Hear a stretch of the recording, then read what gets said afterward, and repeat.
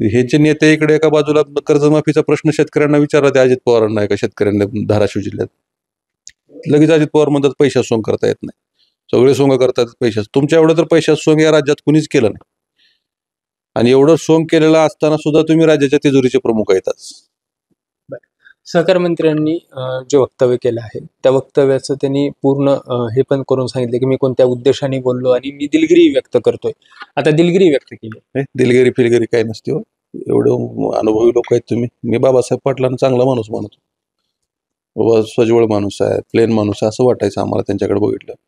पण ही राष्ट्रवादीची पक्षाची बाजू, खरी बाजू त्यांनी बोलून दाखवली.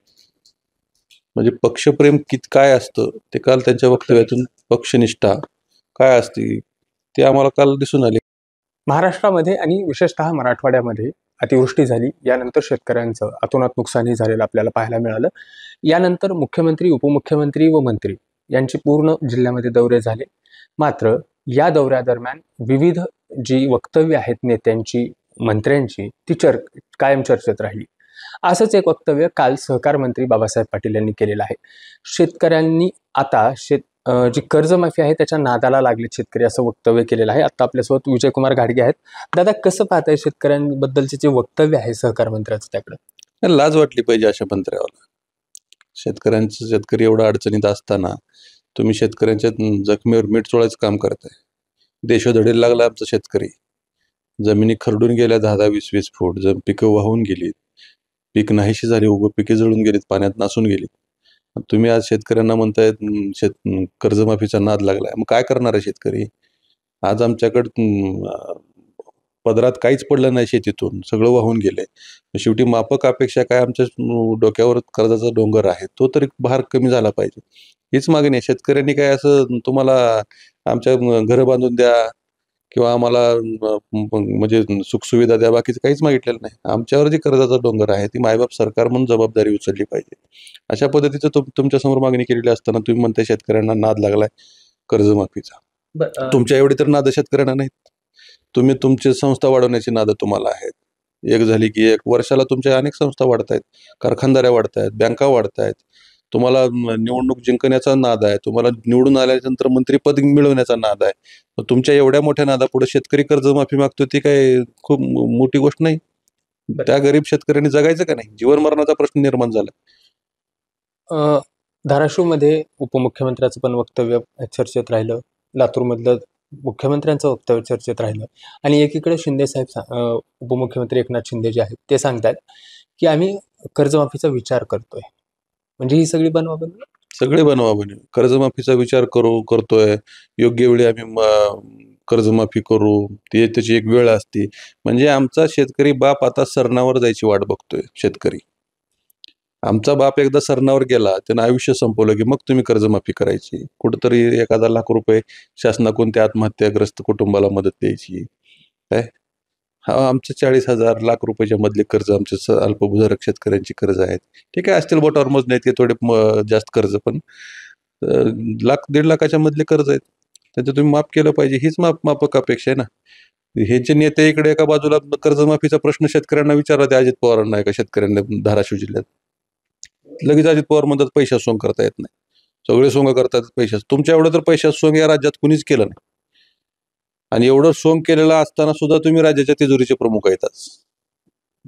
सहकार मंत्र्यांनी जे वक्तव्य केलं आहे त्या वक्तव्याचं त्यांनी पूर्ण हे पण करून सांगितले की मी कोणत्या उद्देशाने बोललो आणि मी दिलगिरी व्यक्त करतोय. आता दिलगिरी व्यक्त केली. दिलगिरी फिलगिरी काही नसते हो. एवढं अनुभवी लोक आहेत तुम्ही. मी बाबासाहेब पाटलांना चांगला माणूस मानतो. बाबा स्वजवळ माणूस आहे, प्लेन माणूस आहे असं वाटायचं आम्हाला त्यांच्याकडे बघितलं. पण ही राष्ट्रवादीची पक्षाची बाजू, खरी बाजू त्यांनी बोलून दाखवली. म्हणजे पक्षप्रेम काय असतं ते काल त्यांच्या वक्तव्यातून, पक्षनिष्ठा काय असते ते आम्हाला काल दिसून आले. म्हणजे निवडणुकीच्या अगोदर अजित पवारांनी आश्वासन दिलं होतं शेतकऱ्यांना की पहिल्या कॅबिनेटमध्ये आम्ही शेतकऱ्यांचा सातबारा कोरा करू. आणि पुन्हा तीच आश्वासन जाहीरनाम्यात छापून आलं. पंख्यांची बैठक झाली सगळ्या लोकांची, मंत्र्यावाची, आमदारावाची. त्यावेळेस त्यांना सांगितले की बाबा ही कर्जमाफीचं आश्वासन हे खोट आहे आणि आपल्याला निवडणूक जिंकण्यापुरतं वापरायचं आहे. पोटातलं ओटात आलं काल. म्हणजे अजित पवारांनी बैठकीत सांगितलं होतं की बाबा ही खोटं आश्वासन आपल्याला द्यायचं आहे, निवडणुकीपुरतं वापरायचं. काल बाबासाहेब पाटलांनी खरं बोलून गेले की आम्हाला निवडणुकीपुरतं द्यावं लागते आश्वासन. बरं, आता सरकारने जवळपास 31,600 काहीतरी कोटी आणि 2,215 कोटी अशी मदत शेतकऱ्यांना जाहीर केलेली आहे. कसं पाहता याकडे? बोगस बोगस आकडा म्हणतो मी, बोगस. एका बाजूला म्हणायचं आमच्याकडे पैसे नाहीत, आम्ही लाडक्या बहिणीला 45,000 कोटी वाटतो. पुन्हा म्हणतात मग काहीतरी कर्मचाऱ्यांच्या पगारी, निराधाराच्या पगारी, इकडे तिकडे आम्ही एवढे पैसे वाटतो. आणि सगळे सोंग करता येतात, पैशात सोंग करता येत नाही. मग 31,628 कोटीचं सोंग अचानक कसं काय आलं? राज्यात तुमच्या लक्षात आलं की महाराष्ट्रातला शेतकरी खवळून उठलेला आहे आणि उद्याच्या जिल्हा परिषद पंचायत समिती निवडणुकामध्ये तुम्हाला सामोरं जायचं, लोकांच्या दारात मतं मागायला जायचं आहे. तुम्हाला रोष लक्षात आला शेतकऱ्यांचा, त्यावेळेस लगेचच तुम्ही काय केलं, 2,215 कोटी डायरेक्ट 31,628 कोटी. ही कुठली पद्धत आहे? आणि दाखवा ना मला शेतकऱ्यांच्या खात्यावर किती पैसे पडले. आज 3,400 रुपये काहीतरी मला 1-2 शेतकऱ्यांनी मेसेज पाठवलाय, 3,400 रुपये आमच्या खात्यावर आले. मग आता ती हेक्टरी आहेत का एकरी आहेत का काय काय कुणाला पत्ताच नाही त्याचा. काय उगाच थोतांड काहीतरी करायचं आणि जिल्हा परिषद पंचायत समित्या, महानगरपालिका, नगर परिषदा निवडणुका जिंकायच्या. माझा पक्ष किती मजबूत आहे आणि मी मेरिटमध्ये कसा येतो या निवडणुकीमध्ये, एवढंच सिद्ध करण्यासाठी ही सगळी आता 3 मित्र पक्षाची स्पर्धा सुरू झाली. बरं, आता यासोबत तुम्ही आत्ता असं सांगितलं, पण आता पुढची छावाची काय भूमिका असणार आहे? तुम्ही मागील बऱ्याच दिवसापासून कर्जमाफी असेल, पीक विमा असेल, या संदर्भामध्ये वेगवेगळे आंदोलनं करताय, हे करताय. आता काय भूमिका घेणार आहेत? कारण 31,628 कोटी रुपयाचं एक पॅकेज, 2,215 कोटी रुपयांचं, पण ह्याची एक वास्तवता जर पाहायला गेली तर अजून पंचनामे शिल्लक आहेत. खरडून गेलेल्या जमिनी संदर्भातले जे काही पंचनामे आहेत ते शिल्लक आहेत. आजचा दिवस लास्ट होता, पंचनाम्याचा आजचा दिवस लास्ट होता. अनेक शेतकऱ्यांचे पंचनामे नाहीत. आता आमची भूमिका अशी राहणार आहे की कर्जमुक्ती, सरसगट कर्जमुक्ती झाली पाहिजे. शेतकऱ्याच्या सोयाबीनला 8,500 रुपये भाव मिळाला पाहिजे.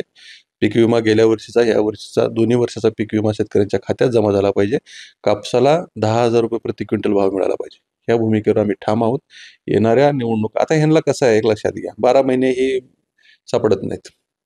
शेवटी मंत्री आहेत, सुबळाचा वापर करणार आहेत, सगळी यंत्रणेचा वापर करणार. निवडणुकीत आता मैदानात उतरले ना, मग आम्ही इकडून मैदानात शेतकऱ्यांची पोरं हातात आता रुमणे घेऊन उतरणार आहोत.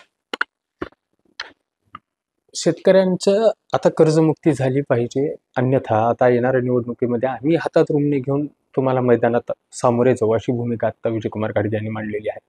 Rishikesh Holikar, Maharashtra times online, Latur.